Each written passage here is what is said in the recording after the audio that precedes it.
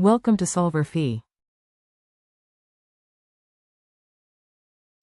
All right, so problem number 1 states that an electron is moving as a free particle in the minus x direction with momentum that has a magnitude of p is equal to 4.50 times 10 to the minus 24 kilogram meters per second.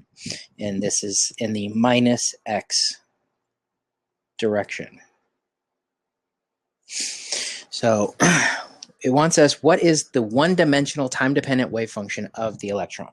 So the time-dependent wave function is given by, in one dimension, is given by this equation, a e to the I times kx minus omega t, where k is equal to p over h bar, and omega is equal to h bar k squared over 2m.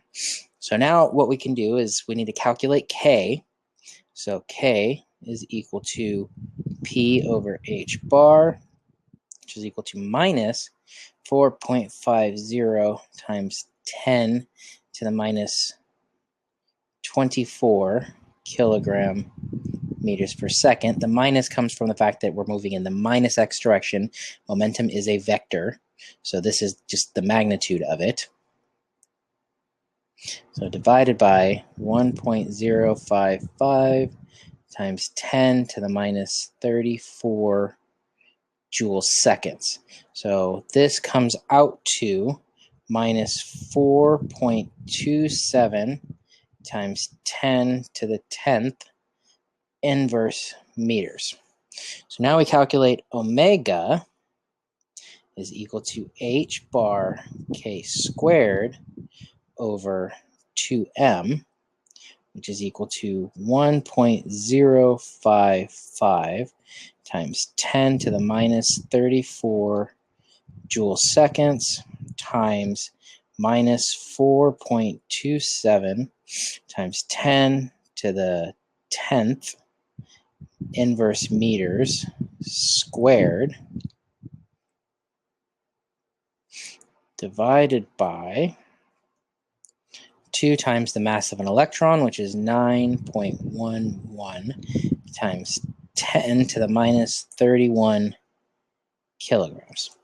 So carrying this out, we end up with omega is equal to 1.05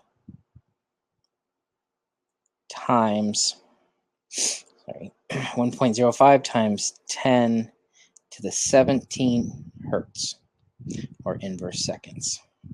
Now that gives us our time-dependent Schrodinger equation of our unnormalized time-dependent Schrodinger equation of e to the minus I. So I'm going to pull the minus sign out to keep the signs the same here. Sorry, hold on, let me see what I did here.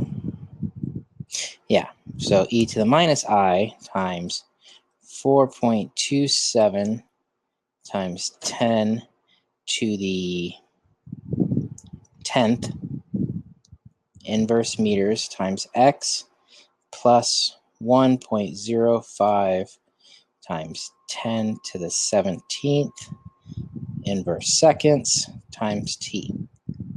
So now this sign, if you remember, our Schrodinger equation was kx minus omega t, but our momentum, our k, our wave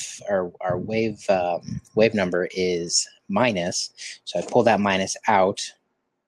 So now this would be a minus. Carry that in.